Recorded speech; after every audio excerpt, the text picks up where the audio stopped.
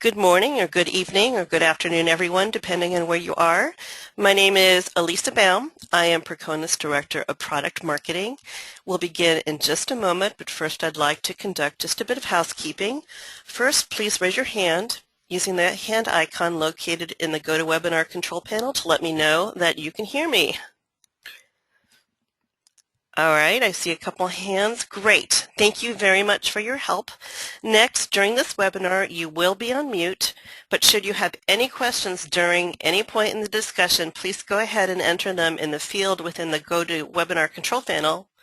At the end of the webinar, we'll take as much time as possible that we have left, anyhow, to answer your questions. Those that aren't addressed will be answered in a follow-up blog post on Percona's MySQL performance blog. In addition, a recording of this webinar will be made, and I will send that to everyone within 48 hours, and that includes the slides too. So with that said, I'd like to thank you for attending today's webinar, Percona XtraBackup 2.1, MySQL Backup Efficiency, Reliability, and Security, and it's presented by Percona software engineer George Lorch. With that said, I'd like to turn the floor over to George. George, you have the floor. Hi, thanks, Elisa. So as Elisa said, my name is George Lorch. I am a software engineer here at Percona. I report to somebody that you are all probably familiar with, Mr. Vadim Kachenko. And this, sorry about that. This webinar will be an introduction to some new features that we've got in XtraBackup 2.1, which has been out now since I believe it was the end of May. We'll be going over some features that are currently available, and then a couple of features that are going to be released here within the next week or so, and then we'll talk a little bit about a few things that are on the horizon as well. But before I continue, though, I want to give a little bit of a hat tip to Mr. Alexei Kopytov, who is the technical lead for the XtraBackup product. Without him, we would be nowhere near the number of features and stability and performance that we have right now. So it's a good work to Mr. Kopytov. So in XtraBackup 2.1, we've got a handful of some really interesting features that will help either make your backup smaller, make them execute faster, or both, as well as make them a little bit more secure. The features we'll be going over today here are the real incremental backups for Percona XtraDB, compact backups for Percona XtraDB, some redo log-based backups for Percona XtraDB, and this is actually more of a server feature that gets some assistance from Percona XtraBackup, which we'll talk about a little later.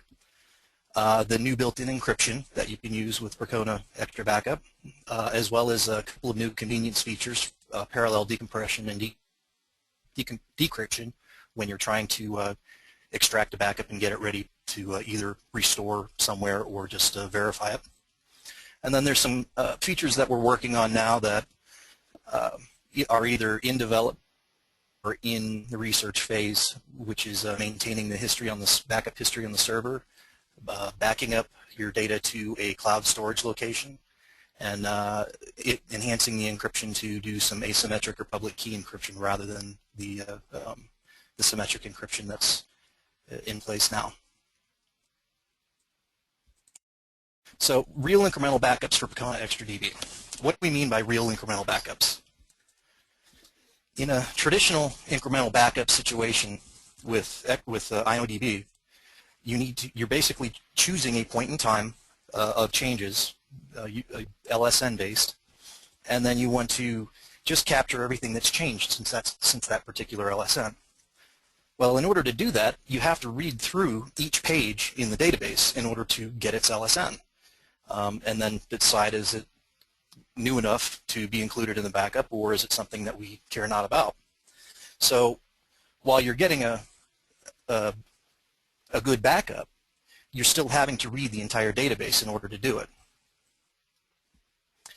With bitmap-based backups on the server, we basically keep a track of pages that have changed since a given LSN in a bitmap file. So as the log file gets updated we track these in a separate file or separate series of files, so we know what pages have been changed since LSN 1234. When XtraBackup comes along to do your incremental backup, it will see this file and it will only read the pages that have been marked as changed since that LSN and copy them into the backup set. By doing that, you've now eliminated the need to reread, rescan your entire InnoDB database set in order to figure out what's changed. There is a little bit of a performance touch on the server, but in most cases you do not notice it because it is not, and that is maintaining the change page file. You usually don't notice it unless your server is absolutely write saturated, and if that's the case, this is probably not the ideal feature to use anyway, because you end up devolving to the point to where you're still reading that many pages out of the database to anyway for your backup. So this feature works really well for medium to light write loads and can really speed your backup times up tremendously. Back into Percona Live, our engineer that developed this feature, Lawrence, had some metrics on it which I did not include here. I probably should have, but the numbers were rather phenomenal on a 100 gigabyte data set. So for the real incremental backups, to enable it on the Percona server, you just simply set the InnoDB track change pages option, and that will then start tracking the change pages from the time the server starts up, and that will basically be the beginning LSN that it's considering as the starting point for what is changed.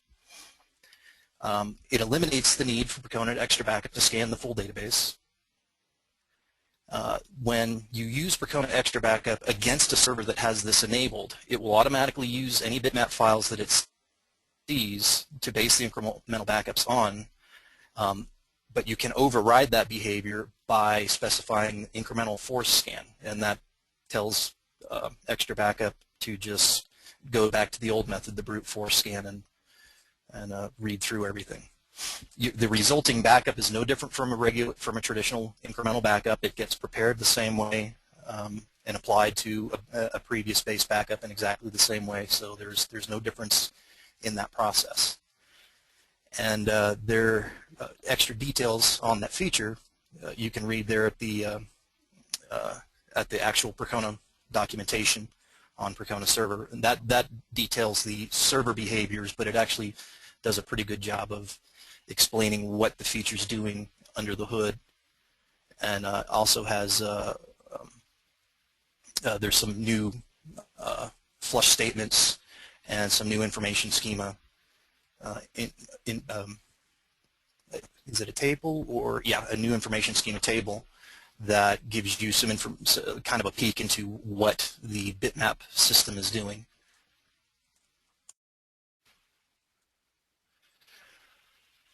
Compact backups. Compact backups is an interesting feature, and it actually originated from one of the large online social media houses. I believe they even have a patch, or started a patch on their own version of the server. In order to understand what compacts are, what they do, you need to take a peek into the InnoDB table structure.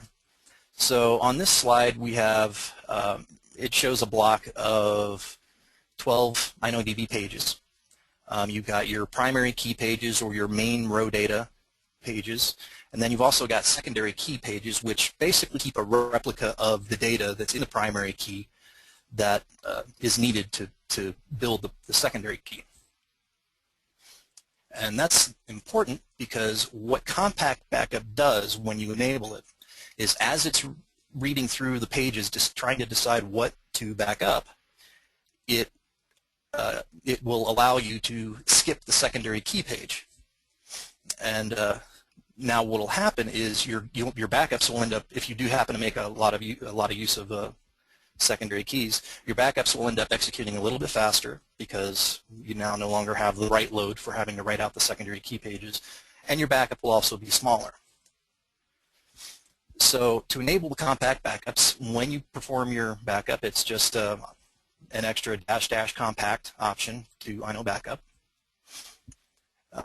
Some simple benchmarks that we had were with the link bench benchmarks were it was a difference of 4 gig on a 12 gigabyte database.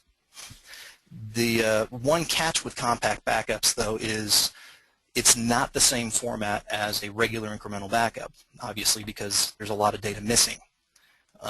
So what you need to do is, when you want to prepare a compact backup, you need to specify to InnoBackup that you want it to rebuild the indexes, in which case it will scan the data dictionary, try and figure out what's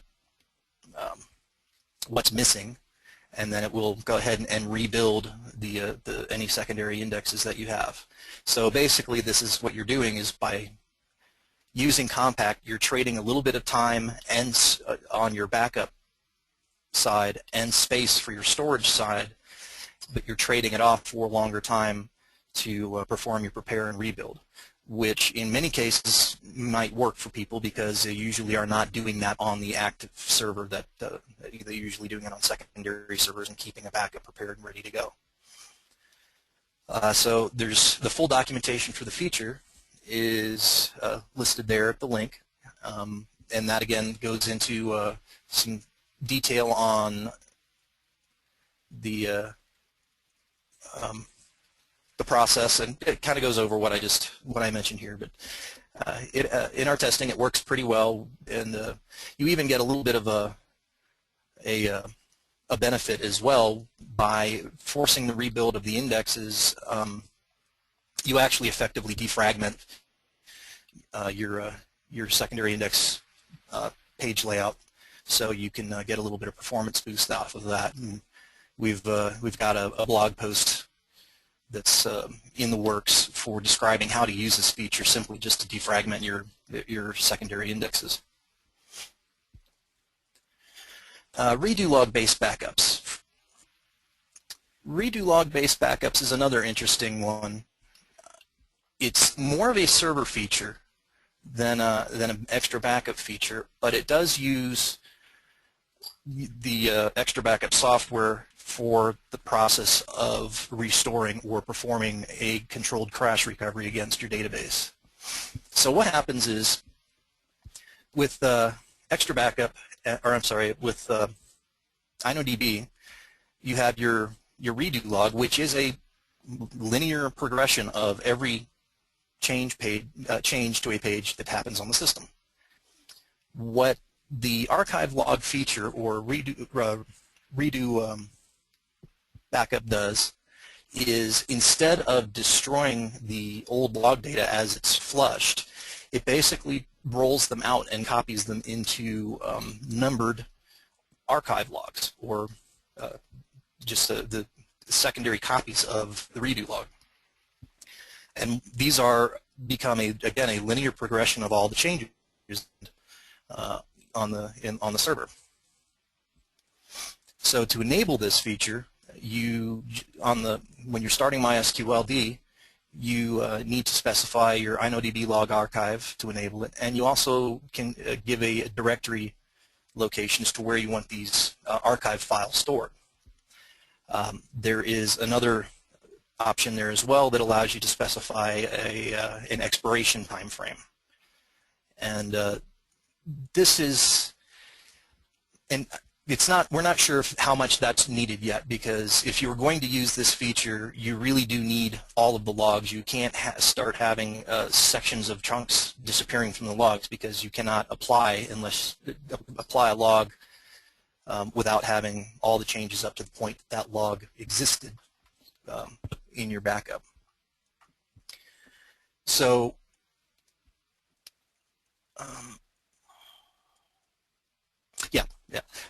and some uses of this feature are pretty simple. You basically would have a secondary server that would pull the archive logs off of your live server and store them someplace, someplace else, either on the same server, a different server, network storage, whatever. And you can then incrementally apply these log archives to an existing backup.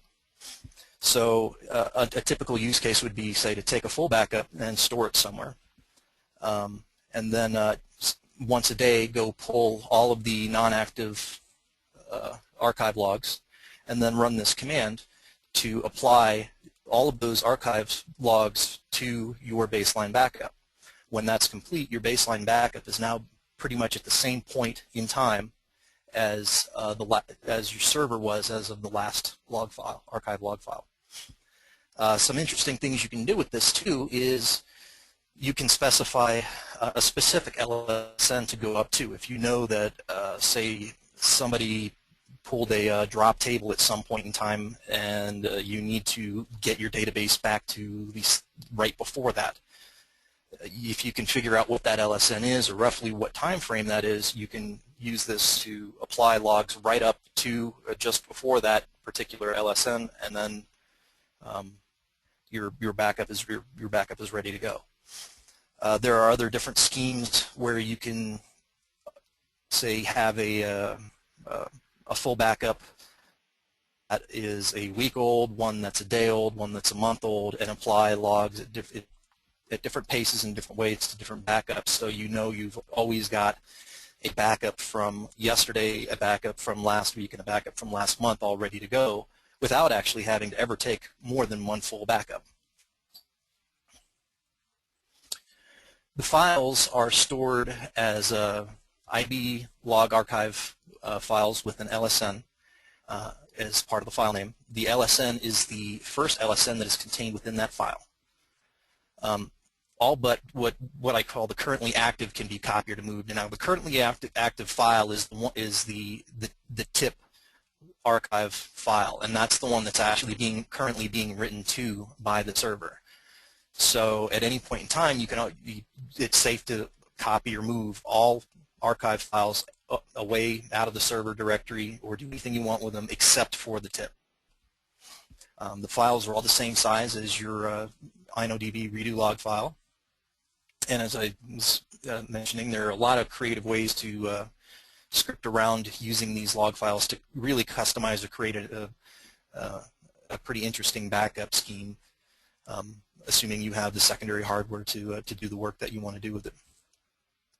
The feature right now, the server side feature, is available in Percona Server 5.6, and the XtraBackup portion, which is the applying of the archive logs, will be available here in a couple of weeks in Percona XtraBackup 2.1.5. The full documentation for it will be available. The full documentation for the 5.6 server side is available there at the link presented, and the XtraBackup 2.1 docs for it will be published, again, should be published here within the next couple of weeks. Encrypted backups. In XtraBackup 2.1, we introduced the ability to perform some internal, or to have XtraBackup itself actually encrypt your backup stream. We chose to base the encryption algorithm on libgcrypt, which is pretty much seems to be the built-in standard for using for encryption. On their latest, well, not latest, as you can get up to, if you were compiled in with up to libgcrypt 1.5, they also have the ability to make use of the, I got a little bit ahead of myself there. They have the ability to make use of the new AES-NI instruction sets on the chips, which seem to have a pretty dramatic performance improvement and efficiency improvement. Our encryption implementation is actually very similar to the way we implemented compression in XtraBackup 2.0. You can specify multiple threads to perform the encryption, You can specify the size of the buffer that each thread will operate on as it's doing the encryption. And and unlike the compression, our encryption is actually we encrypt everything. So when you get an output, if you're doing, say, a streaming encryption using XB stream out to a blob file somewhere, there is nothing visible in there at all that you could use to determine anything from schema names, metadata. It's completely encrypted. If you do an encryption to disk or a backup to disk, it's the individual files still exist, and their base names still exist. So if someone were to gain access to it, they could still see the basic schema names and database names and that, but everything within it is entirely encrypted. We support the use of 3 of the AES algorithms right now, the AES 128, 192, and 256-bit algorithms. The encryption keys can be either specified directly on the command line, which is not really a secure way to do it, because anybody that can take a look at your process list can see the command line and then obviously gain access to your encryption key. Or there's an option that allows you to specify a file name that contains the key. So you can using basic Linux user privileges, you can restrict access to that key file to only the backup user or some admin. Oops, I thought I had another slide on that. As far as performance tuning for this, we've done some metrics on it, and we compared it to using standard command line encryption tools. Oh, where did I put my metrics? Sorry about that. Anyway, they're using the same algorithm and the same time frame, and the same database, but comparing using our built-in encryption with multiple threads, usually equating the number of threads to some fraction of the number of available, and tuning the chunk size, which the default is 64K, but we've seen better performance out of the higher numbers on most systems, not all systems, most systems. And then comparing it to, again, using any of the common encryption tools that support the AES 256.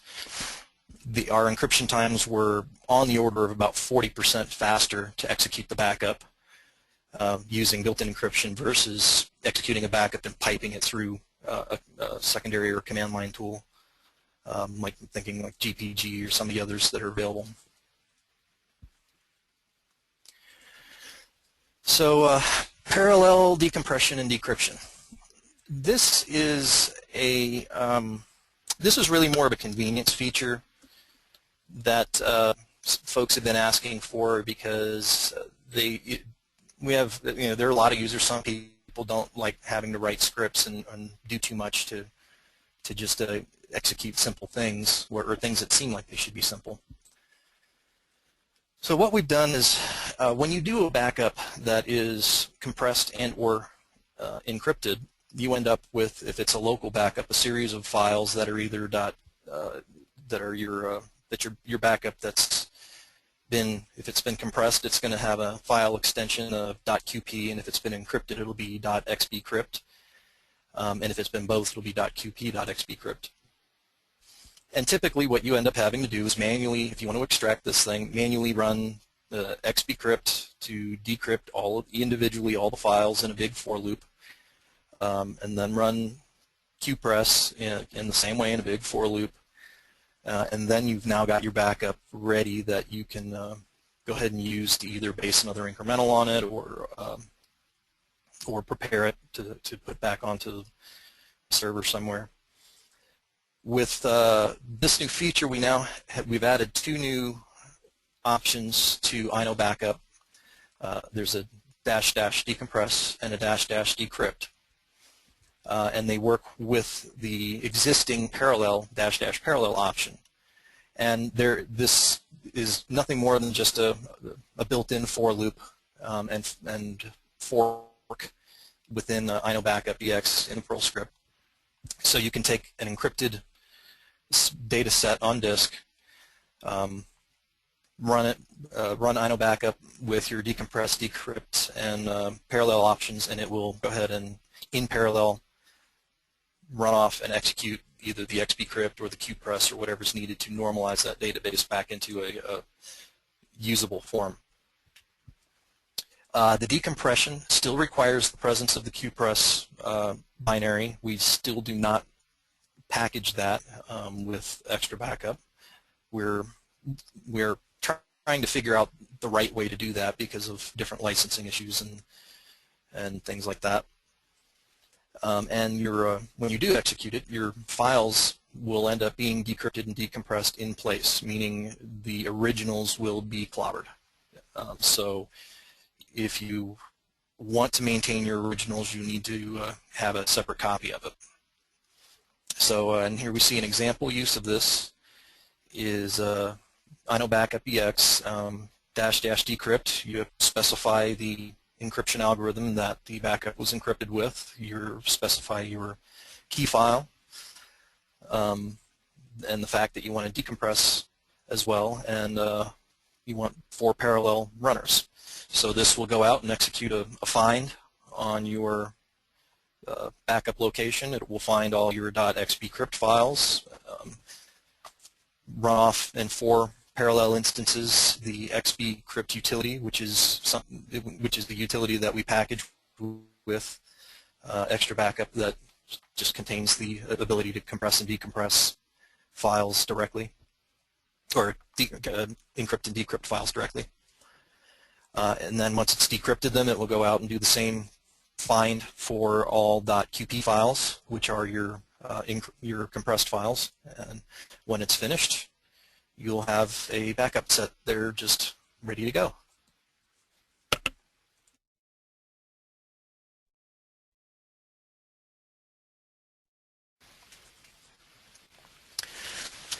On the horizon, coming soon.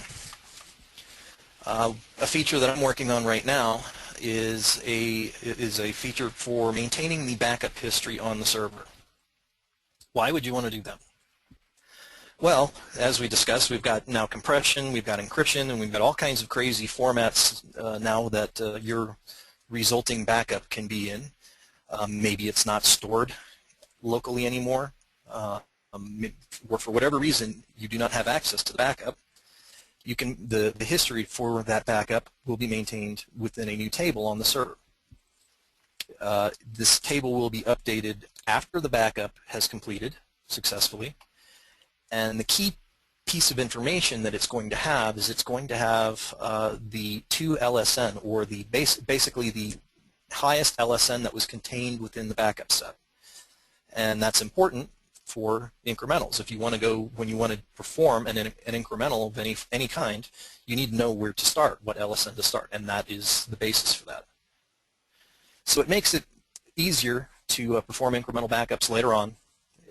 If you've either compressed it, encrypted it, stored it remotely, for whatever reason you don't have access to the metadata files from that backup, which contain the key LSN. It can also be used to help diagnose backup problems. We're still looking at adding in possibly some things like backup status and some feedback into the record. So if you had some automated system, you could actually monitor the progress of your backup. That's not really in the blueprint, but that's something that we're looking at trying to figure out how to do without really creating too much extra traffic on the server, as well as doing it in a rational way that is actually usable. We have the feature blueprint available that you can see some of the details of what we're going to do or what we are working on. And keep in mind too that since this is in development, the details of the feature are subject to change, and you're also encouraged to comment on the the blueprint or email me, and if you have any other ideas or interesting use cases that we can add in.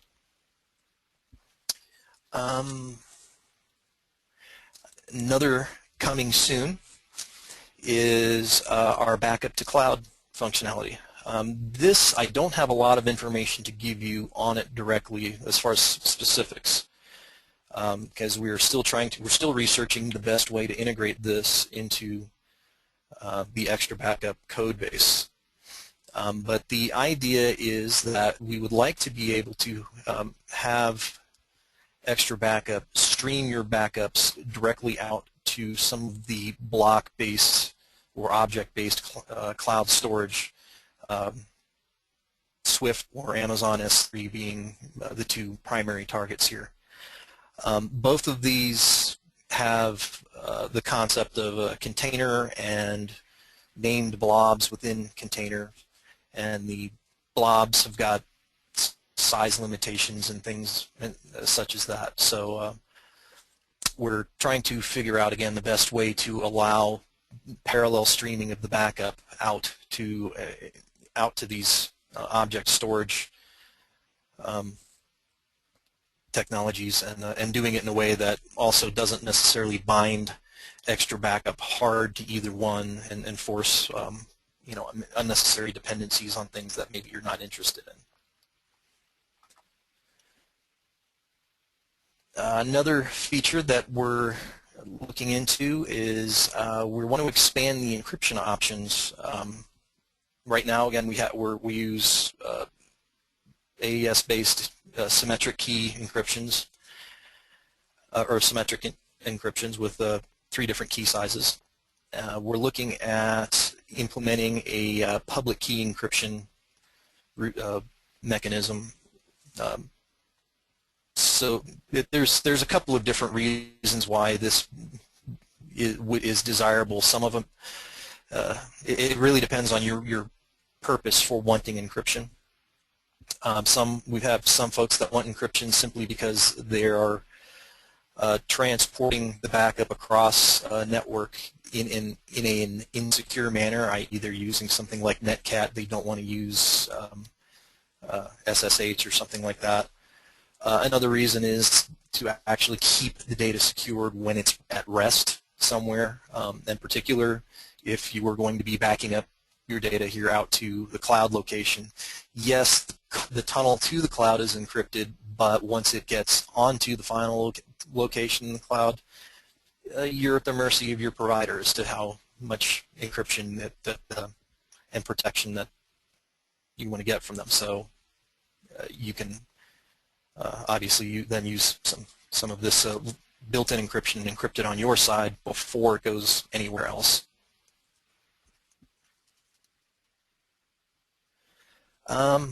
Wow, I raced through that.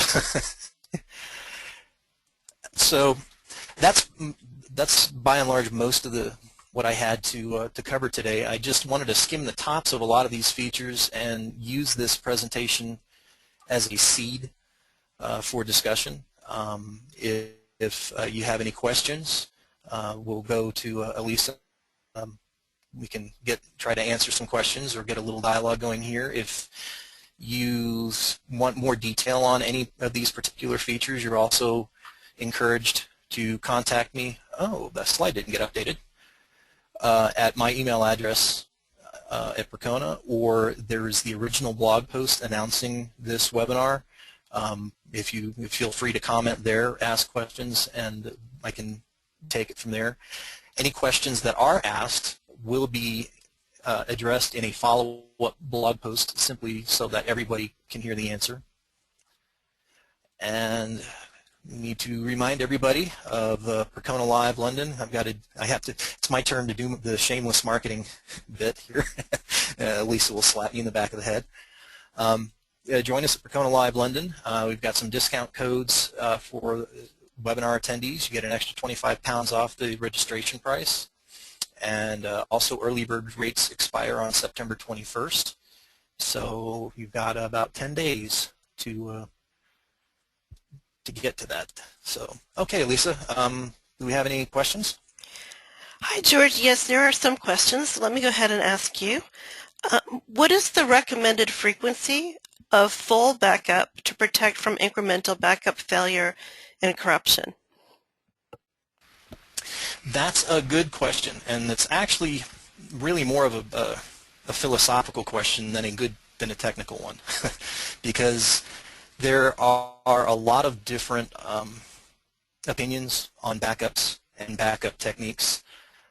You have, from one extreme, you have people that literally use replication as backup, but obviously replication does not protect you from somebody executing a drop table incorrectly.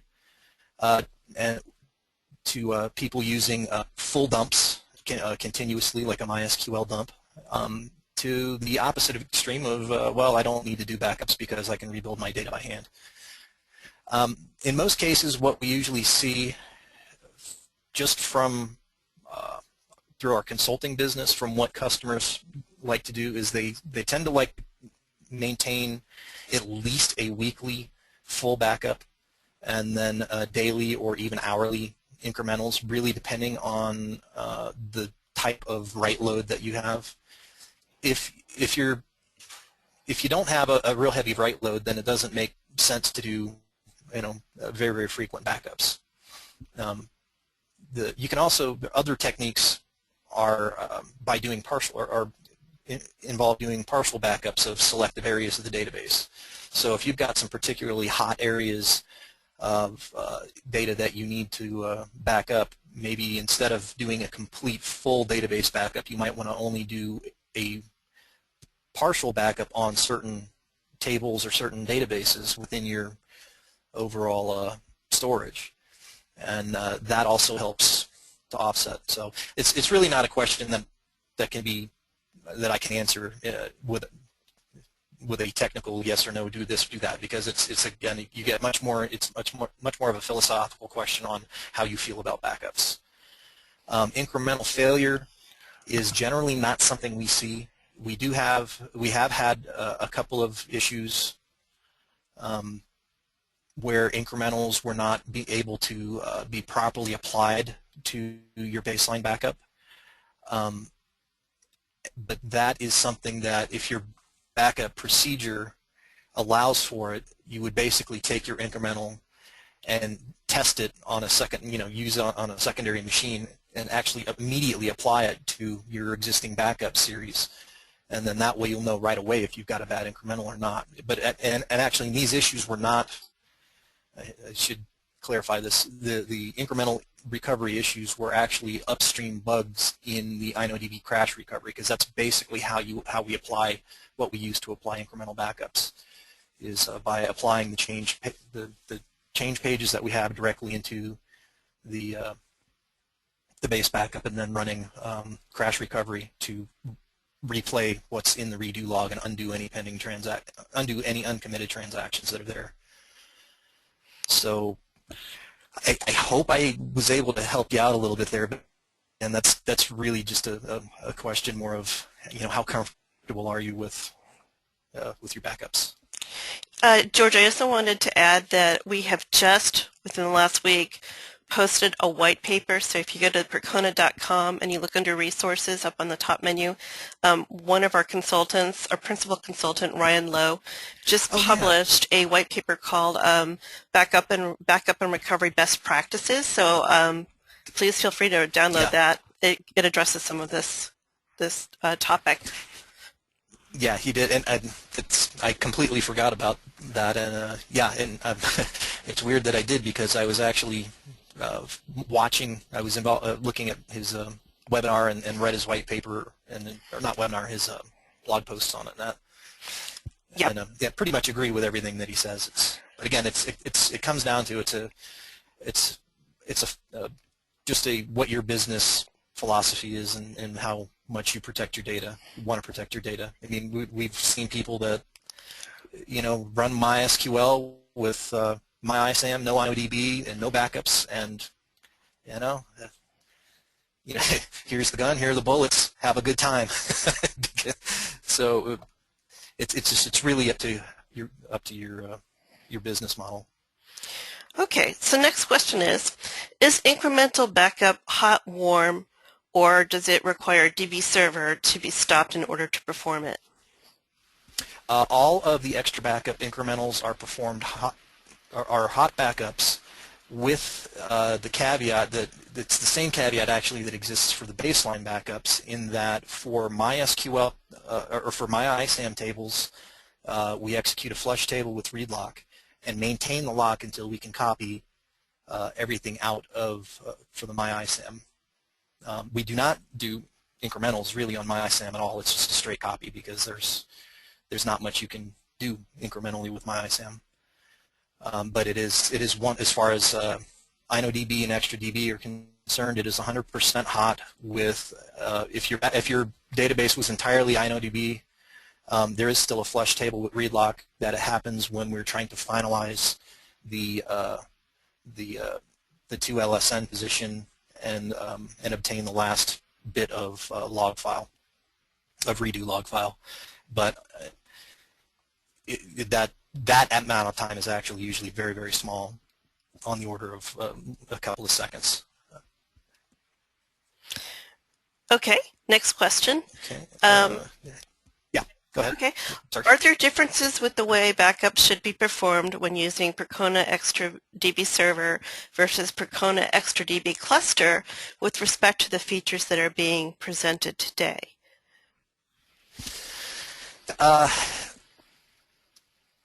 That's a good question. I'm just walking through the features in my head. There should not be, because yeah, actually there will not be. And actually, in fact, some of these features are going to be incorporated or used during the state transfer when setting up new cluster or new nodes in the cluster. But I have to be honest, I'm not incredibly familiar with XtraDB cluster. I've only just dabbled with it a little bit. But as far as we can tell, there should be no difference, because there really isn't a place where the two products or the two different technologies cross paths. So you should be able to perform a backup off of any node in a cluster using any of these features in the same way as if it was just a standalone server. Okay, next question. We use Zamanda for MySQL backups. How much metadata about backups is kept in Zamanda if we use Zamanda with your backup solution? Zamanda. I'm not very familiar with Zamanda. Let me take a quick look here. That might be something to address in a follow-up post as well. Yeah, that would be something I could do a little research on, and then yeah, and actually can get you an answer in a backup or in a follow-up blog post. I've heard the name before, but I've just never really looked at exactly what they do. Okay. Next question. If I understand what you're saying, there is no direct way to perform backup to AWS S3 as a version prior to 2.1. Actually, there's no way to cleanly do a streaming backup to either AWS or Swift S3, even with 2.1 right now, as it stands right now. There are some command line tools out there that that will take basically a streaming input and push it out to a location, but there are problems with all of them. In fact, even one of the main sponsors of that feature has been trying to use those within their oh,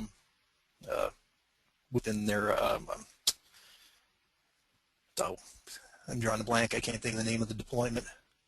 Anyway, they're trying to stream to Swift, and there are just issues with the tools. Generally, what you end up having to do is you end up having to perform a backup to some local file set. Once the backup is complete, you then take that set and then run it through one of these command line tools to push it up into the cloud. There doesn't seem to be anything that's a direct streaming push, and a lot of that has to do with the fact that these cloud storages are not they're not file systems, they're object storage systems. So you have to have a utility that basically transposes a file system hierarchy and push it and break it up into blocks that fit within these object-based storage units and generate like a manifest file and all that indicate which blocks are what part of what file and so on. So yes, that is correct. Up to this point in time, there is no known way to accurately and conveniently and reliably stream directly out of XtraBackup up to cloud storage, and we're hoping to change that soon. Okay, next question. How's the performance of the restore from the archive logs to specific point in time after restore from a full backup? After restore from a full backup. Okay, the archive logs actually, when you're using those, I know I probably wasn't very clear in the process of using it. When you're going to use the archive logs, you actually apply the archive logs to an existing backup set during a prepare phase before you restore it to a server. So you would do it. You can do it on a. You can do it at any time without impacting the running of an existing server. You only would then have to, once the backup was fully prepared, you could then copy over. The apply time, that's hard to say because it depends on your CPU speed and all that and how deep your archive logs are. But just from my testing of the feature, it seemed like it was fairly reasonable. It was a little longer than trying to say take a stack of incremental backups, apply them to a baseline, and then copy over. It was a little longer than doing that, but it's a hard thing to give you a metric on, and it's actually an interesting thing to research and do in a blog post. Say would be to compare two sequences of using backups, one doing a series of incremental backups based upon one another, and then one just capturing archive logs, and then turn around and try to prepare both and see how long it takes to do the prepare. Once archive logs have been applied to a base backup, basically the crash recovery is done. That's effectively what it is doing. Is XtraBackup, the prepare stage, is doing crash recovery, but it's just using a lot more log files than what MySQL would use when it starts up. Okay. Hope I had answered or helped clarify a little bit. If not, please keep asking, and we'll see if we can get you the answer you want. Yep, the questions keep rolling in. So the next one is, how can we restore with the help of XtraBackup in the following situation? Like we have full backup up on Sunday, and on Wednesday accidentally 4 main tables drop. How would you restore? That's actually pretty straightforward.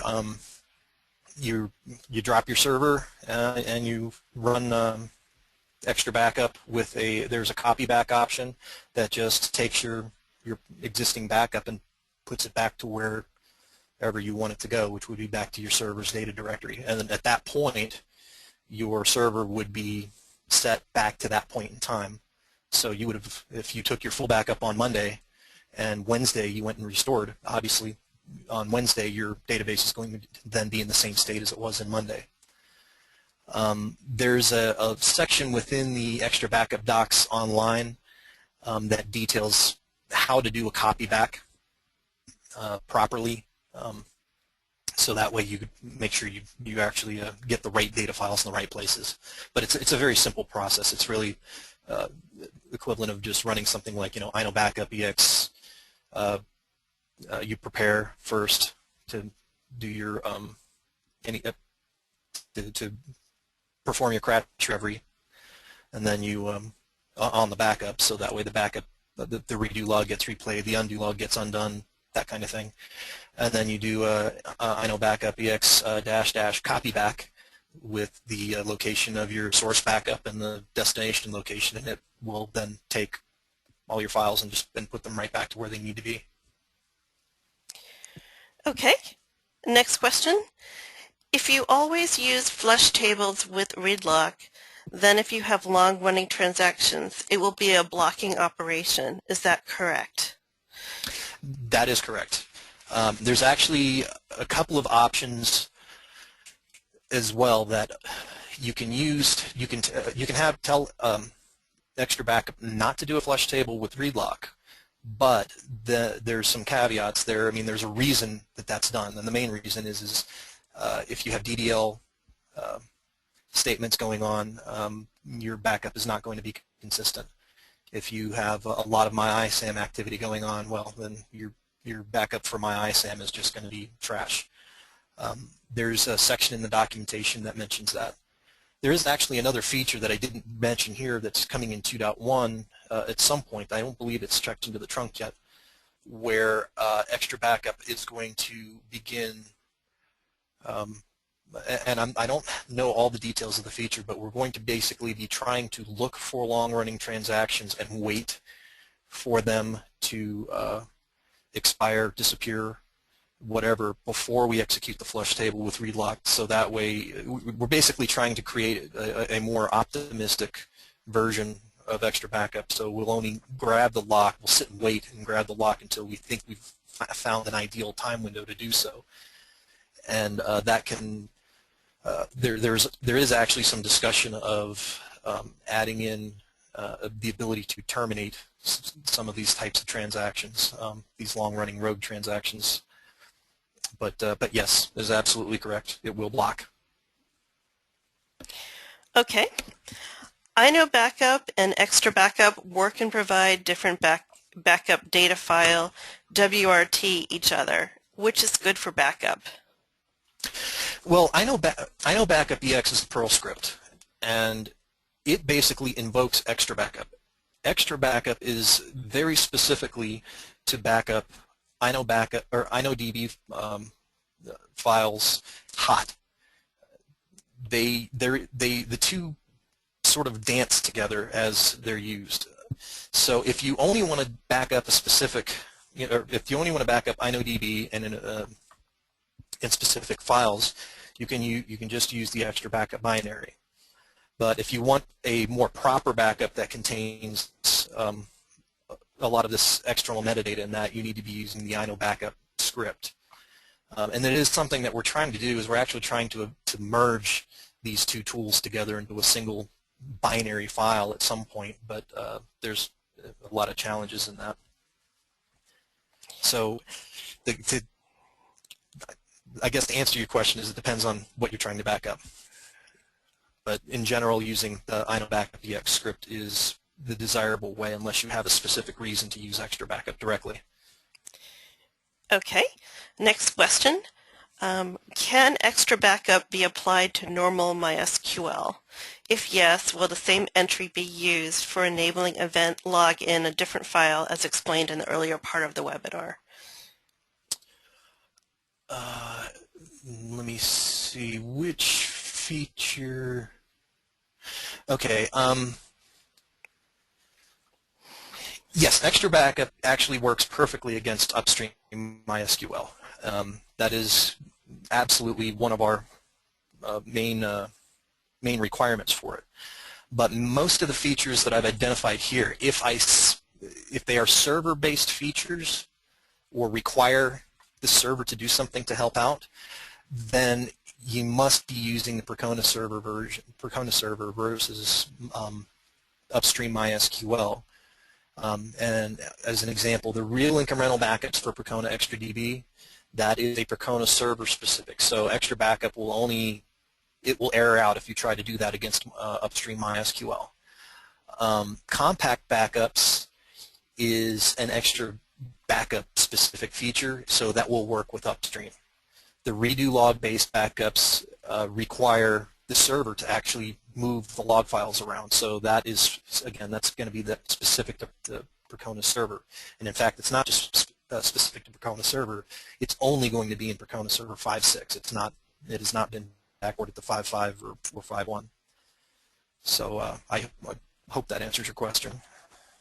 Okay, so there's one more question here in the list, so everyone, if you have any more questions, go ahead and enter them. In the meantime, we'll read this last question, George. Do you Sure. know of any issues with MySAM files when using XtraRabu, going to NFS or SAN storage? Sorry about that. Acronyms No, throw me every that's time. okay. Uh, yeah, I'm not. That's more of a question for one of our consultants or support folks. But yeah, my ISAM over NFS is generally considered a very, very bad idea. I'm not in the position to say why or how. That's not an area that I generally work in, but from what I understand from our consultants is, yeah, we make a lot of money off of data recovery cases where people have run my ISAM across NFS. Okay, and when you post the follow-up, you might want to have someone from the consulting team comment on this as well too. Yeah, actually, we may even have an old blog, performance blog post on when that can work and when it usually doesn't. It's a familiar topic, so I'm pretty sure it's been up before. Oh, someone just told me that XtraBoo is XtraBackup. Thank you very much. Oh, okay. Oh, okay. That's funny. That's different. I thought they meant that. No, if you're gonna yeah, for running XtraBackup across, that's not a problem. XtraBackup is if you're looking at just say trying to do a backup and then have the backup results stored across NFS somewhere, that's fine. That works. That should work just fine. Okay, great. Thank you for the clarification, audience. Okay, is there a performance benchmark for times of backup and restores? Yeah, actually, I have quite a few different ones from my when I did my Percona Live talk on compression, encryption, and parallel. Basically, what I did was I was trying to come up with some easy formula that somebody could use that that says, okay, here's my database, this is the number of cores I have, this is how big it is, and I want it compressed, or I want it encrypted, or I want it this, and how to come up with a simple way of deriving the proper or the best numbers for your parallel and for your compression threads and your encryption threads and that kind of stuff. I don't believe it's published anywhere other than, well, it is published on the Percona Live slideshow from last year, or from last April, but I don't know if everybody has access to that or not. At least I don't know if that is only given, if only attendees are given access to the slides, or if they're public domain after that. They are totally public domain, and you would go up to our main website and there is a menu for Percona Live, and you can look at all our presentations for the past couple of years. Just pick Percona Live MySQL and for 2013 in Santa Clara, and all the sessions should be there with the slides, and as well. I'll find my session, and I can post a link again as a follow-up in the follow-up blog. Okay, we have time for one more question, and there is one more question, so that's perfect. Restoring the backup using InnoBackup EX and check the database size using query, a huge difference were found, but counts of records are matching. Why does this occur? What was the resulting database size larger, or, well, I don't.